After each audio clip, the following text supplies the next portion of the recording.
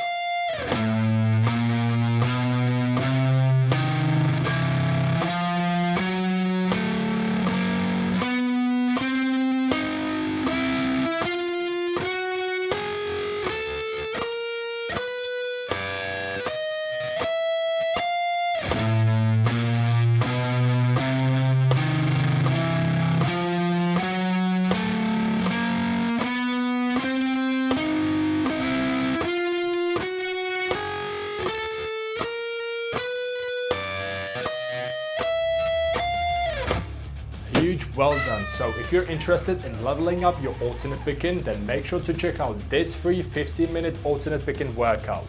And that's all for this video. If this helped you to spot some of the mistakes, then please just let me know by hitting the like button, so I know you've actually learned something.